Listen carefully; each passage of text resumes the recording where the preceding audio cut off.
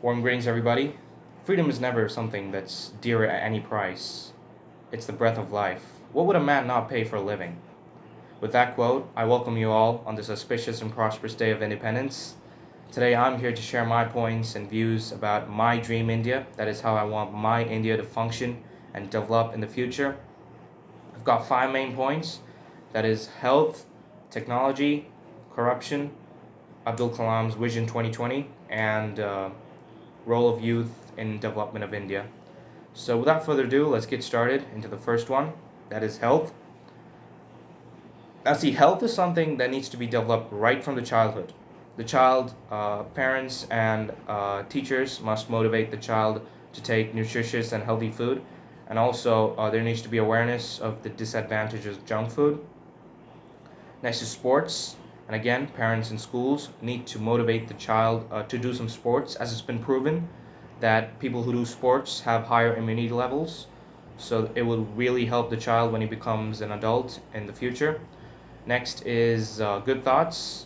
As we all know, health is not just physical, it's also mental. So there should be no negativity in the minds of young children. They need to be enlightened with good thoughts, which again is in the hands of schools and parents.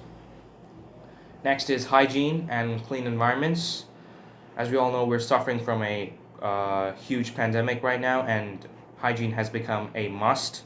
So all Indians must learn how to keep themselves clean and also keep their environments clean.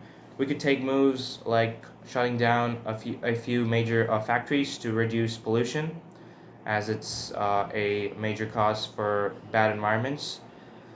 So next is technological development in India. Now, the base for technology is the schooling system. That is the education system that is currently running in our country.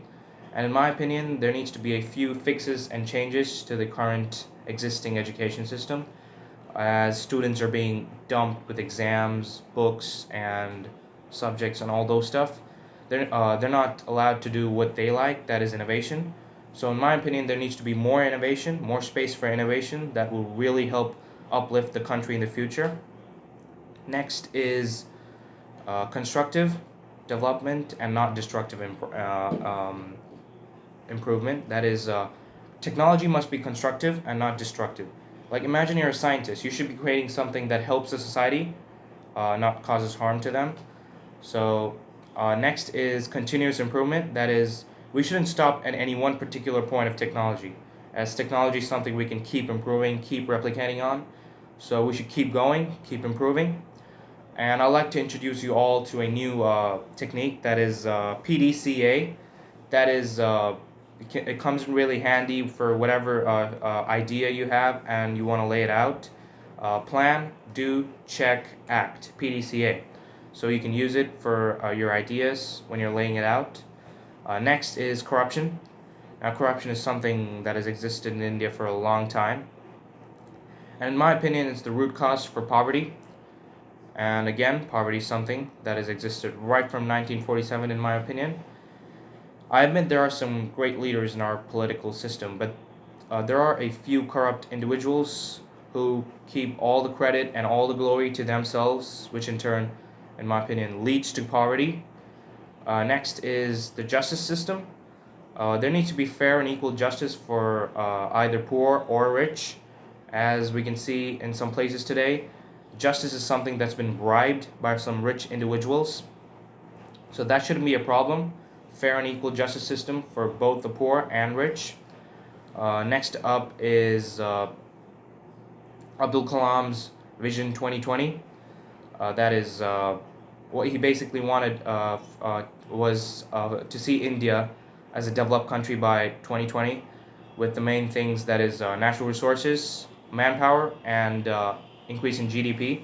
Although we've improved a lot of things, I don't think we've lived up to Abdul Kalam's expectations. And another beautiful thing he mentions about dreams is that dreams are something that doesn't allow you to sleep. They're not just something that occurs when you're sleeping. So he's been a real inspiration for the youth in India. Like, even though he's gone, his idea still lives in a lot of individuals today in India. And in my opinion, all Indians must thank him and must have ethics. Ethics is being truthful to themselves.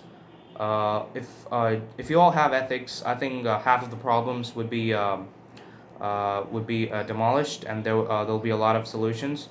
Like, you can't go say a corrupt leader to have ethics. It needs to come from in within himself. So all Indians must have ethics. And moving on, role of youth in development of India. I think it's really crucial. It's a really crucial point. As we know, they have innovative and young minds, which will really help in improving the country in the future. More space for innovation, and we should allow them to do what they like. And they need to be encouraged and motivated to step feet into politics. In my opinion, we need a lot of youth in the political system to abolish corruption. And with that, I'd like to move on to development. In my opinion, if we follow all these things that I just said, we'll attain overall development will occur automatically. And one of my last dreams would be to see in seeing India in one of the top countries, being one of the top countries in the world. And I'd like to end with a slogan, and I want all of you to repeat with me. Freedom in the mind, faith in the words, and pride in our souls. Jai Hind.